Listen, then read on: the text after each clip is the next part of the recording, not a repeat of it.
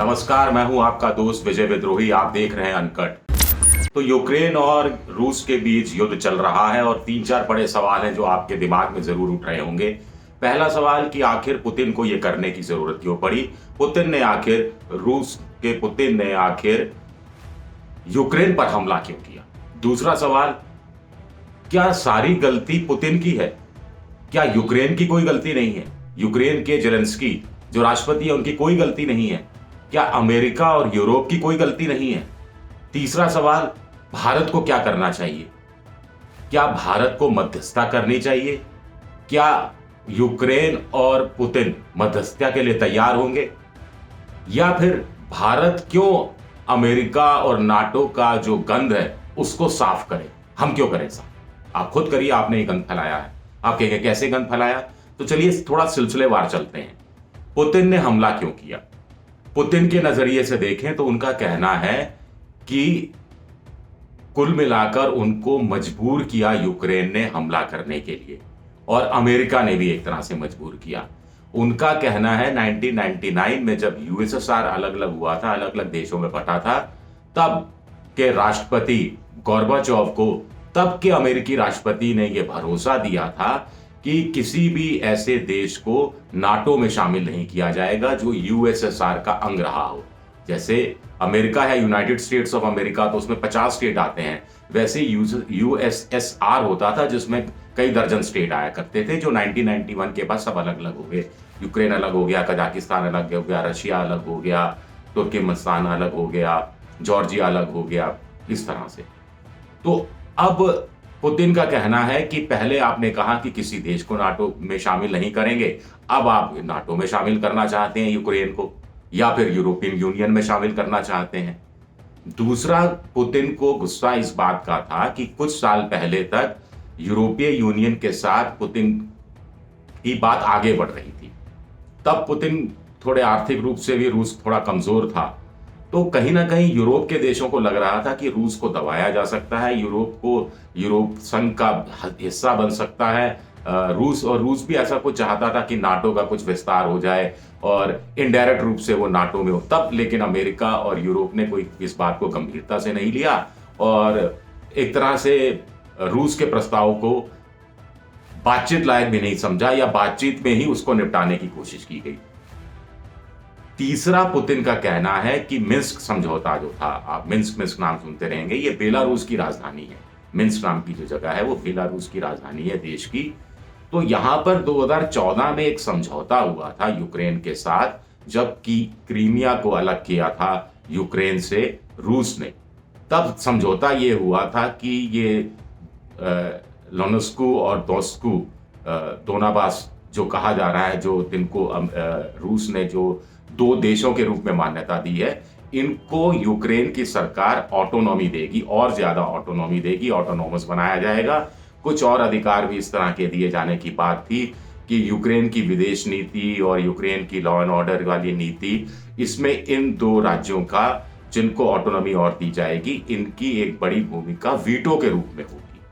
लेकिन यूक्रेन ने इस बात को नहीं माना। पुतिन का कहना था कि आप लगातार संधि जो आपने की उसको बात को नहीं मान रहे, आप नाटो में अर्जी लगाए हुए हैं और उस अर्जी को अमेरिका ठुकरा नहीं रहा और कंसिडरेशन में रखा हुआ है। यूरोप संघ में आप जाना चाहते हैं, यूरोपियन यूनियन में, वो भी आपकी अर्जी लगी हुई है वहां पर। तो ये हो क्या रहा है? तो पुतिन को लगा कि अच्छा मौका है, कोरोना से जूझ रहे हैं, अमेरिका भी जूझ रहा है, यूरोप भी जूझ रहा है, और कुल मिलाकर थोड़ा कमजोर है। चीन तैयार बैठा है बदला लेने के लिए, जिस ढंग से चीन को बदनाम कोरोना के काल में किया गया, और अमेरिका जिस ढंग से अपना दबाव बढ़ाने की कोशिश कर रहा है, तो क्यों ना चीन के साथ थोड़ा पर्दे के पीछे बातचीत हो और फिर उसके बाद यूक्रेन में ये सब किया जाए। और यूक्रेन में वो क्या चाह रहे हैं? पुतिन चाह रहे हैं कि यूक्रेन के अंदर सत्ता पलट दी जाए, जेलेंस्की को हटा दिया जाए और कोई एक ऐसा शासक वहां हो जाए जो कि यूक्रेन को रूस के मुताबिक, पुतिन के मुताबिक चलाए। वो यूक्रेन को रूस का हिस्सा नहीं बनाना चाह रहे। इनिशियल स्टेज पर तो ऐसा लगता है कि ऐसा नहीं चाह रहे। वो हो सकता है बाद में सेकंड थर्ड स्टेज में ऐसा कुछ हो, लेकिन फिलहाल वो ये चाहते हैं, इसलिए इन्होंने अपनी सेना भेजी है। लेकिन ऐसा होता नहीं है। किसी देश में अपनी सेना भेज दोगे तो उस देश के साथ आपके जख्म कभी भी भरते नहीं हैं। और दूसरा, सत्ता अगर आप बदल देते हैं, अपनी मनचाही सत्ता आप बैठा देते हैं, तो आपके मनचाहे हिसाब से फैसले होने लग जाएंगे। ऐसा भी नहीं होता। अब अफगानिस्तान में तालिबान को अमेरिका लेकर आया, जिससे वो नफरत करता था, लेकिन तालिबान कहाँ बदला है?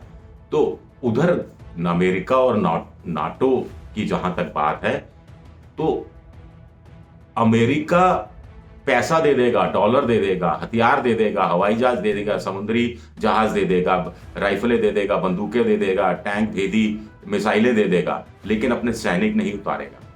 यूक्रेन के राष्ट्रपति कह रहे हैं कि साहब, जुबानी हमें मदद करने वाले नहीं चाहिए, हमें ऐसे लोग चाहिए जो हमारे साथ आके लड़ सकें। और अमेरिका लेकिन उसके साथ खड़ा होकर अपने सैनिक भेजने वाला नहीं है। जहां तक आर्थिक सैंक्शन की बात है, तो रूस में ये आर्थिक सैंक्शन तो 2014 से चले आ रहे हैं।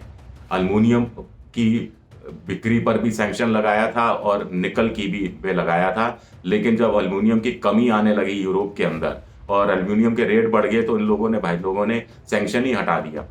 अब नॉर्ड 2 जो एक पाइपलाइन की बात कही जा रही है, तो पाइपलाइन बंद नहीं की है जर्मनी ने या यूरोप के अन्य देशों ने, सिर्फ उसको सर्टिफिकेट देना है। वो पाइपलाइन अभी शुरू भी नहीं हुई है, सिर्फ एक सर्टिफिकेशन की जो प्रोसेस है उसको टाल दिया गया है, खत्म भी नहीं किया गया है। अब ये देखिए, ये कहानी है कुल मिलाकर सैंक्शंस की। $600 बिलियन का फॉरेक्स है, विदेशी मुद्रा भंडार है रूस के पास, फिर चीन है उसके साथ, ईरान जिसकी वो मदद करता रहा है, जिस पर अमेरिका ने प्रतिबंध लगाए हैं, वो साथ है, यूएई साथ है, बहुत सारे और देश साथ हैं। हिंदुस्तान भी अब जुबानी तौर पर ही तो साथ है। और हिंदुस्तान की दिक्कत ये है कि दोनों देश चाह रहे हैं, यूक्रेन चाह रहा है, रूस चाह रहा है, यूक्रेन ज्यादा चाह रहा है, अमेरिका भी कहीं ना कहीं इनडायरेक्ट वे में चाह रहा है कि भारत मध्यस्थता करे, भारत पहल करे। भारत पहल क्यों करे भाई? भारत बीच का रास्ता अपनाए हुए है। भारत की दोस्ती रूस के साथ भी है। भारत अगर अमेरिका के साथ जाएगा तो रूस की दोस्ती खोनी पड़ेगी। उस पर चीन भारत पर बैठा हुआ है और 18 महीने से चीन भारत की सीमा में थोड़ा जो उत्पाद मचाए हुए है उसको लेकर अमेरिका ने तो विरोध किया, उसका स्वार्थ है, लेकिन यूरोप में किस देश ने विरोध किया? तब तो आप लोग नहीं आए, तब तो आपको भारत की सोवरेनिटी नहीं दिखाई दी। अब यूक्रेन की सोवरेनिटी आपको दिखाई दे रही है और आप उम्मीद कर रहे हैं कि भारत करे।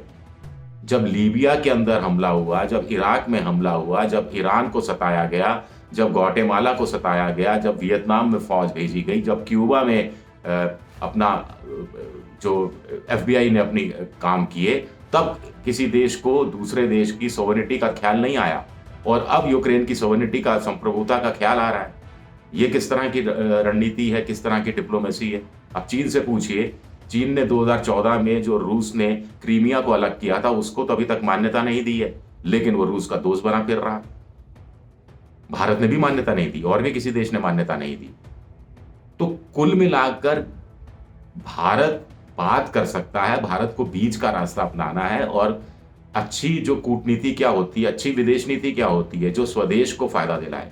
हमारी अच्छी विदेश नीति तभी होगी जिससे भारत को ज्यादा फायदा होगा। भारत को यूक्रेन के साथ भी संबंध बनाए रखे। वहां 20,000 बच्चे हैं, 14,000 लोग मॉस्को में, रूस में रहते हैं। वह 60-70% हथियार के पुर्जे, टेक्नोलॉजी, इसके लिए हम रूस पर भरोसा करते हैं। हमारी जो PNG CNG गैस आती है, वैसे तो उसमें 6% बाहर से आती है, लेकिन उस 6% का 54% अकेले रूस देता है।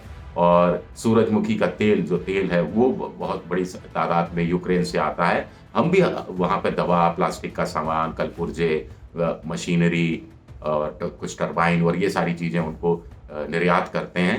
तो भारत को बीच में उस रूप में नहीं देखना है और दूसरे देशों को भी उनकी नीति, रणनीति, डिप्लोमेसी सबको एक्सपोज भी करके चलना है। तो यूक्रेन का मामला मुझे लगता है कि जल्द सुलझ जाना चाहिए। कम से कम ये जो अभी शुरू हुआ है, उसके बाद वो गर्माता रहेगा, मामला धीरे धीरे सुलगता रहेगा, वो कहानी अलग है। और उसमें तब जब होगा तब भारत अपना स्टैंड देख सकता है कि क्या करना है। लेकिन फिलहाल जो भारत कर रहा है, मुझे लगता है वो सबसे ठीक नीति है। शुक्रिया, बहुत बहुत शुक्रिया।